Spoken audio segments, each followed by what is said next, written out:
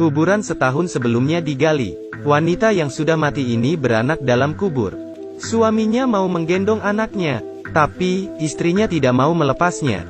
Pria ini tak bisa mengambil bayinya.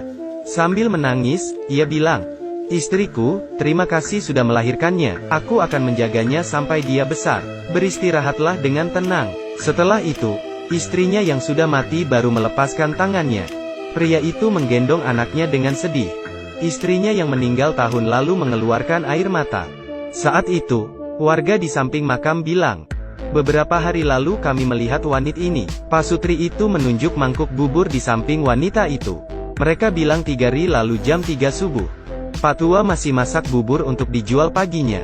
Tiba-tiba, wanita itu datang dan bilang mau beli bubur. Pak Tua berkata, "Kamu terlalu pagi, buburnya masih belum matang." Tapi, wanita itu bersikeras. Bagaimanapun, pembeli adalah raja.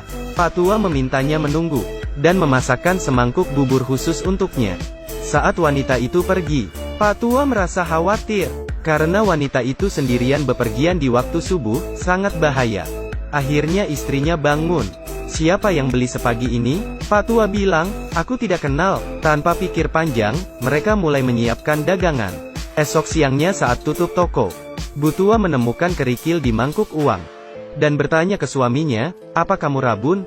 Siapa yang membayarmu dengan kerikil?"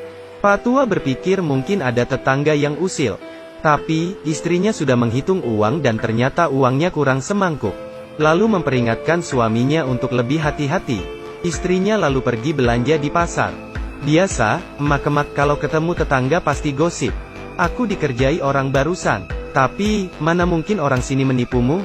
Lihat saja, kerikil ini buktinya. Tapi, langganmu, kan, cuma orang di desa kita. Tidak ada yang menjahatimu. Apa mungkin karena terlalu pagi, kamu bertemu roh gaib?" Mendengar hal ini, istri Pak Tua takut. Tetangganya menyuruhnya lebih hati-hati. Karena ketakutan, ia langsung pulang. Tapi, esok harinya pukul 3 pagi, wanita itu datang lagi. Pak Tua memeriksa uangnya, dan memastikan ia tidak ditipu. Pak Tua ke dalam mengambil kembalian. Tapi, wanita itu sudah hilang. Pak Tua bingung karena wanita itu hilang. Meski dipanggil, ia tidak datang. Pak Tua merasa wanita itu aneh. Siang harinya, istrinya menghitung uang lagi. Dan ia menemukan kerikil lagi di dalam mangkuknya. Mereka berdua bingung. Istri Pak Tua ingat omongan tetangga. Pasti mereka diganggu roh halus.